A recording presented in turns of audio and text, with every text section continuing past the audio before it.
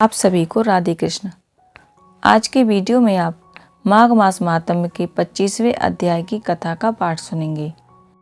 अगर ये वीडियो आपको पसंद आए तो वीडियो को एक लाइक जरूर कीजिएगा और अगर आपने चैनल को सब्सक्राइब नहीं किया है तो इसी तरह के धार्मिक वीडियोस देखने के लिए चैनल को सब्सक्राइब कीजिएगा।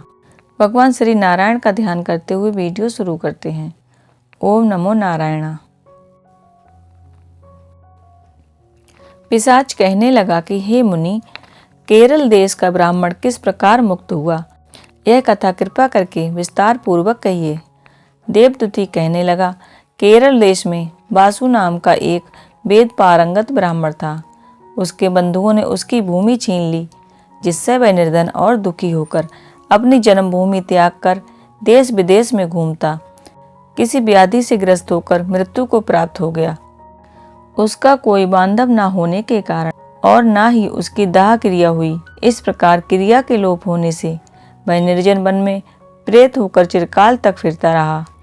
सर्दी, गर्मी, भूख प्यास के दुख से हाहाकार करता हुआ वह नंगे शरीर रोता फिरता था, परंतु उसको कहीं सद्गति नहीं दिखाई देती थी।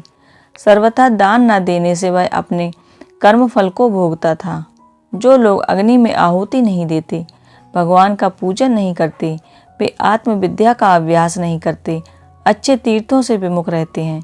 जो लोग दुखी लोगों को स्वर्ण, वस्त्र, तांबूल, रत्न, फल तथा जल नहीं देते तथा छल कपट से जीविका प्राप्त करने वाले, दूसरे तथा स्त्रियों का धन हरने वाले, पाखंडी, कुटिल, चोर, बाल, वृद्ध और स्त्रियों पर निर्दयता करने वाले, गौ तथा भूमि के चोर, वेदों की निंदा करने वाले, द्रोह करने वाले, प्राणियों की हिंसा करने वाले, देवता और गुरु की निंदा करने वाले, यह सभी बारंबार प्रेत, पिशाच, राक्षस तथा बुरी योनियों में जन्म लेते हैं।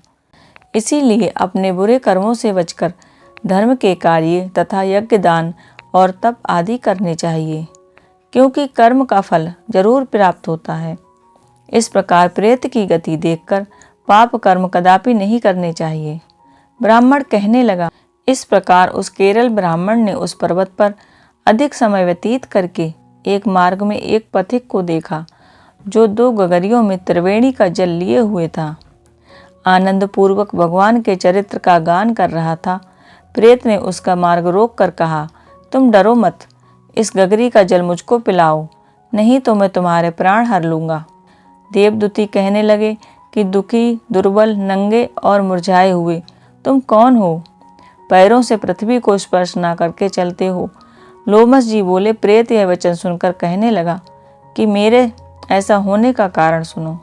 मैंने कभी ब्राह्मण को दान नहीं दिया, अत्यंत लोभी, क्रियाहीन, दूसरे के अन्न से पलने वाला था। मैंने कभी किसी को भिक्षा नहीं दी, ना मैं कभी दूसरे के दुख से दुखी हुआ। प्यासे प्राणियों को मैंने कभी जल नहीं पिलाया। मैंने कभी छाता, जूता आदि का दान नहीं किया, न किसी को जल का पात्र, पान या औषधि को ही दिया। न मैंने अपने घर कभी किसी अतिथि को ठहराकर उसका सत्कार किया। अंधे, वृद्ध, अनाथ और दीनों को मैंने कभी अन्न से संतुष्ट नहीं किया और न ही किसी रोगी को मुक्त किया। न कभी ब्राह्मणों को दान दिया, न कभी अग्नि में हवन किया। बैसाख मास में मैंने किसी को ठंडा जल नहीं पिलाया, ना ही मैंने बड़ या पीपल का कोई वृक्ष लगाया, न किसी प्राणी को बंधन से छुड़ाया। कभी कोई व्रत करके शरीर को नहीं सुखाया। इस प्रकार मेरा पूरा जन्म सब बुरे कार्यों में ही व्यतीत हुआ। मेरे पूर्व जन्म के कर्मों से ही मेरी यह गति हुई है। इस वन में व्याघ्र, भेड़िए से बचा हुआ मांस तथा जंतुओं के खाने से गिरे हुए फल, वृक्षों पर लगे हुए सुंदर फल तथा झरने का सुंदर जल सब ही मिलते हैं, परंतु देव इच्छा से मैं कुछ नहीं खा सकता। सर्प की तरह केवल पवन भक्षण करके जीवन व्यतीत करता हूँ।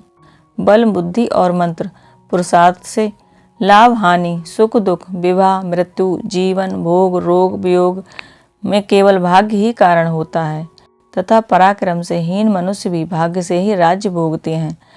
पर्वत पर भी बलवान राक्षस पिशाच रहते हैं, जिनमें से कभी कोई कहीं वन में फिरते हुए अपने कर्म के अनुसार अन्न जल प्राप्त करते हैं।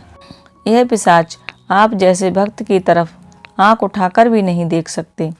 जो नारायण भगवान की भक्ति से पवित्र रहता है उसको प्रेत, पिशाच, पूतना कोई बाधा नहीं दे सकते। जिसकी जिह्वा पर गोविंद का नाम, हृदय में वेद तथा श्रुति विद्यमान है, जो पवित्र और दानी हैं, उनको कभी भय नहीं हो सकता। हे ब्राह्मण, इस प्रकार कर्मों का फल भोगता हुआ मैं यहाँ रहता हूँ, ऐसा सोचकर मैं शोक नहीं करता। एक बार मैं जम्बालिनी नदी के किनारे पर सो रहा था। वहाँ पर घूमते हुए मैंने सारस के वचनों को सुना था। इस प्रकार माघ मास महात्म्य के 25वें अध्याय की कथा को हम यहीं पर विराम देते हैं। कल के वीडियो में आप माघ मास महात्म्य के 26वें अध्याय की कथा का पाठ सुनेंगे। भगवान श्री हरि आपके जीवन के सभी कष्टों को दूर करें और उनकी कृपा आपको प्राप्त हो। इसी कामना के साथ आज का वीडियो यहीं पर समाप्त करती हूँ। राधे कृष्ण।